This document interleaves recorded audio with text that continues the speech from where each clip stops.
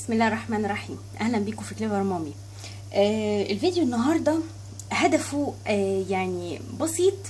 عايزه اوريكم انه من تفريزات عملناها وحاجات احنا فرزناها قبل كده، يعني هنقدر نعمل سفرة رمضانية في الفطار. يعني حاجات فرزناها وحاجات انا بواقي عندي شلتها في الفريزر. انا كنت فرزت معاكم قبل كده كفتة البرغل، هوريها لكم. كفتة البرغل فاكرينها؟ كنت فرزتها معاكم. دلوقتي انا هحطها في القالب البايركس ده، هدهنه دلوقتي بالفرشة. ومكان ما دهنت بالفرشة هاخد في جهاز التوستر،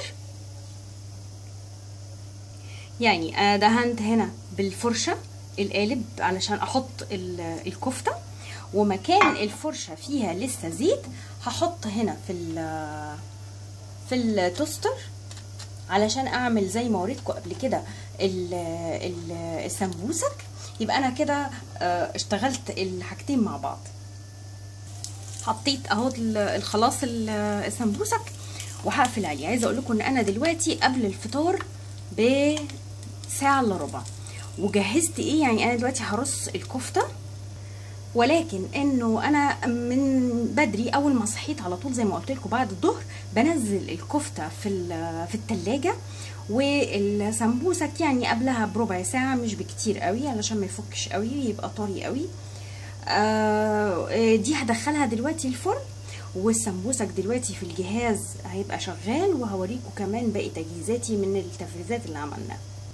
ويمكن سبب تاني خلاني اعمل فيديو هو انه جالي اسئله لما عملت السمبوسك في الجهاز ده، انه السمبوسك ممكن يتعمل جنب اكلات ايه. هو مقبلات ممكن تطلعيه جنب اي حاجه انت عاملاها في فطارك او في اي وجبه انت بتعمليها، هيبقى جنب الاكل كويس. يعني انا عملته جنب الكفته، وهوريكم انا عملت ايه كمان. انا عامله كمان جنب الاكله دي بطاطس صوابع ومعاها بطاطس شيبس جنب الاكله دي، وعملت سلطات. والرز ده كانت بواقي اكياس، كان من كل يوم كنت بشيل تقريبا كيس، يعني تقريبا طبق. فدول كانوا 3 اكياس رز طلعتهم مع بعض، سبتهم يفكوا برضو لما طلعت الكفته، بس طلعتهم بره التلاجة وبره الفريزر. طلعتهم فكوا، حطيتهم في الحله ومعاهم شويه ميه، ودلوقتي خلاص سخنوا وطفيت عليهم كمان وهغطيهم علشان كده خلاص باقي تقريبا نص ساعه المغرب. دي البطاطس المحمره والكفته في الفرن، والسمبوسك هطلعه واحطه في الطبق عشان احط الدور التاني. وعملت طبق سلطه خضراء من بواقي الخضار اللي باقيه عندي لاني في اخر الاسبوع. وعملت طبق سلطه طحينه. هغرف بس السلطه الخضراء في اطباق السلطه. وحتى العصاير كمان عندي باقي كوبايه من الكركديه، وعامله قمر الدين، وعامله عرق سوس زي ما قلت لكم لان جوزي هو اللي بيشرب العرق سوس. وحتى العيش كمان بخرجه من الفريزر بدري شويه، يعني قبلها بساعتين او 3، وبسيبه علشان يفك براحته خالص على صينيه، وبتسيبيه يفك خالص لوحده براحته جدا. ما تسخنيوش على طول على النار. لو سبتيه يفك لوحده هتلاقيه كانك لسه شارياه حالا. حبيتي تسخنيه بعد ما يفك خالص، حبيتي تسخنيه اوكي، ما سخنتيوش عادي هتلاقيه برضو عادي جدا وجميل كأنك لسه جايباه. فكل حاجة خرجتها النهاردة من الفريزر، وما عملتش اي حاجة غير زي ما شفتوا البطاطس المحمرة والسلطات بس، والعصاير طبعا. واخر حاجه هي الحلو. انا عامله قطايف وبحطها في الفريزر زي ما وريتكم السمبوسك.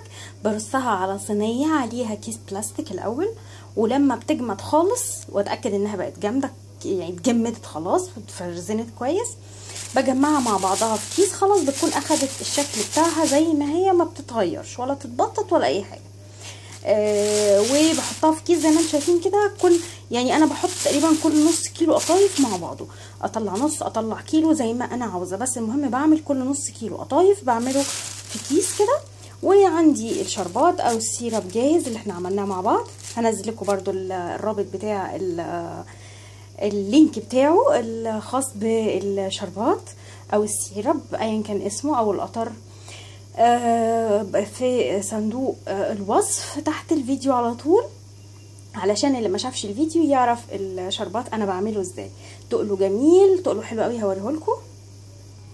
ده تقل الشربات مش خفيف ومش تقيل، بعمله وسط كده، بيبقى جميل جدا لكل الحلويات. مش بعمل شربات خفيف وشربات تقيل. ده كان الحلو بتاعنا النهارده، كمان من الفريزر، مش حاجه لسه هعملها.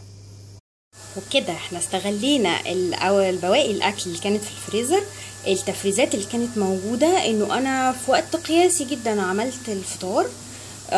العصاير بس هي لازم كل ليله قبل ما بنام بتاكد اني جهزت للعصاير، لان حاجه عايزه تطلع من الفريزر، حاجه عايزه اسيبها في الميه تتبل زي القمر الدين.